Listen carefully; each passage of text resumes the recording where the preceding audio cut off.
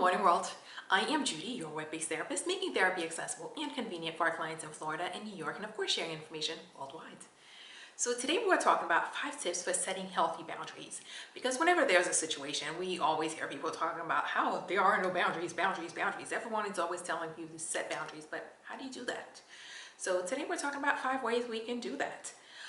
The first thing that needs to happen when setting boundaries is that you need to set boundaries for yourself. Set priorities and set boundaries for yourself. You need to decide how you want to be treated, how you will insist that others treat you, because you can't set boundaries for other people to follow until you know what your limits are, until you know what your priorities are. So take some time and identify those. What are my priorities? What are my limits? What are my must-haves? So what are my absolutely nots? What are my deal breakers? You need to understand what those are before you can start telling other people what it is that you expect of them. Because in order for you to set limits for other people, you need to know what your own limits are. The second thing is that you need to set boundaries that make sense for you and your situation. A lot of times we hear people say what boundaries should be. It's easy for people who are not part of your life, or people who are not in your situation, to tell you, oh yeah, that's a boundary that's being crossed. That's something that's an absolute. It may be a boundary for someone else, but it does not necessarily mean that it has to be a boundary for you. Your own boundaries that you set for yourself and your family and your friends need to be boundaries that make sense for you in your life, whatever works within your life. Just because a boundary works for me doesn't mean that it should be a boundary for you. Just because I accept something does not mean that you cannot have that as a boundary. That cannot be an absolute deal breaker for you. We all have our limits, we all have our choices and our preferences, and your boundaries need to reflect that. Your boundaries need to reflect what your limits are, what you're choosing to have in your environment, what you're choosing to have in your life. So when setting your boundaries, focus on your life, what you want in it, instead of what you can definitely use other people as an inspiration. You can definitely get ideas from other places, but the boundaries that you set ultimately need to be based on your life, your preferences, and your choices and your limits. Another issue that people have with boundaries is that they are not followed. And one of the reasons many people don't follow boundaries is that boundaries are not communicated clearly. When you set boundaries, one of the first things you will have to do is communicate those boundaries clearly. If you are setting boundaries with your friends, with your family, with whomever it is, it needs to be made clear that this is a boundary, this is a line, this is a the sign that says do not enter, no crossing, whatever your limits are, whatever your boundaries are, those need to be clearly communicated, because otherwise people will do whatever it is that they choose to do, or whatever it is that they're used to doing, and not realizing that they're infringing, or that they're breaking a boundary, that they're doing something. And here's the thing. A lot of times people will, well, my response, my reaction, my this, my that. Yes, that is true. Some people should be able to read the room and read your reactions and say, hey, you know what, maybe I crossed the boundary there. But unless you have clearly communicated that this is a boundary for me, sometimes others will not respect them. And even after you communicate, sometimes people will still not respect them. But at least once you have communicated that this is a limit, this is a boundary for me, then you have more room for enforcing. You have more room for having whatever it is, whatever reaction that you want, that you are going to have in response. But in order for a boundary to be effective, in order to make sure that your boundaries are respected, it is imperative that once you set boundaries, they are clearly communicated with everyone who is expected to follow them. The fourth thing you need to do is be consistent with enforcement.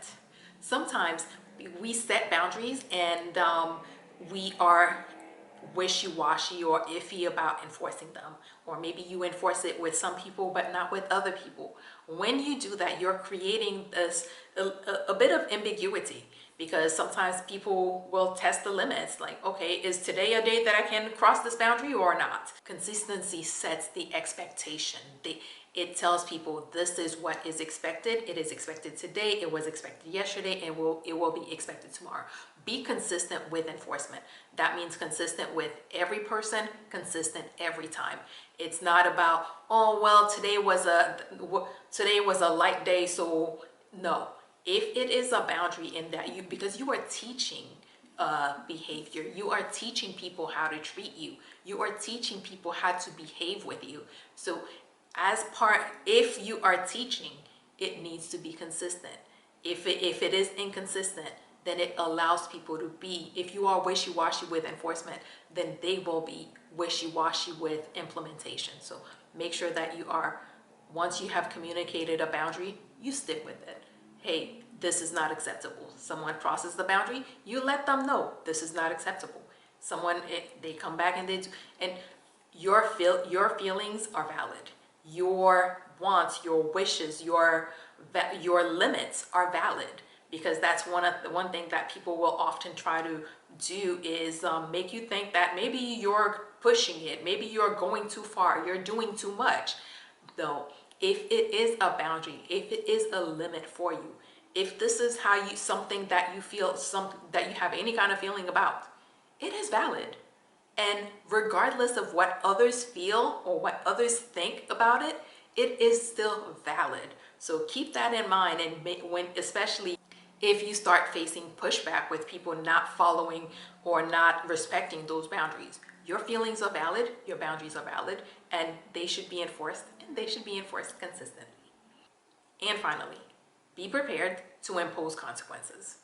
Because again, people do the right thing for two reasons.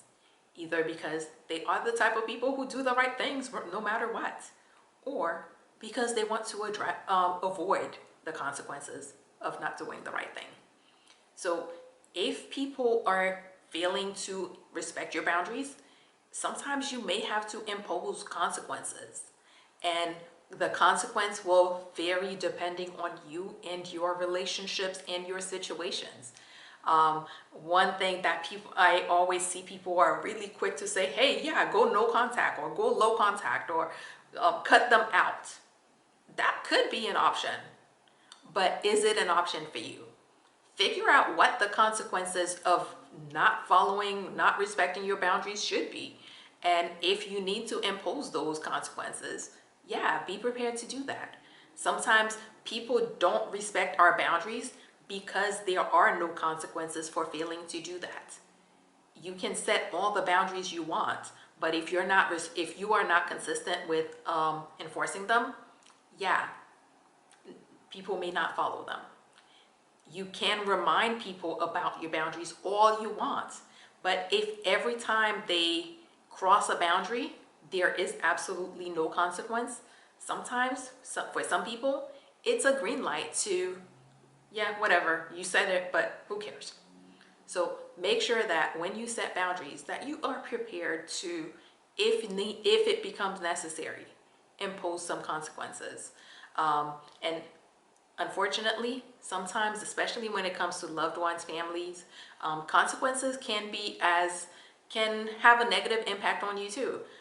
For example, let's say you have a person that you don't want to be around, and your friends or your family members don't share that sentiment, and they insist on bringing that person around. One of the consequences of that, for that action, may be that they are deprived of your presence. So, okay, you want to invite him. I understand. I can't do anything about that, but I'm not going to be there if he is. And yeah, that means that you get to miss out on whatever the situation, the event would have been. But it also makes your point that, yeah, if this person is there, I do not wish to be there. Whatever your consequences are going to be, you have to be prepared to impose consequences when it is necessary, because for some people, the consequence is what will make them act right. So unfortunately, that's how it is. Anyways, let's do a quick recap. First, make sure that you set boundaries for yourself, because once you know what your limits are, what you're willing to accept and not accept, you can start setting your boundaries.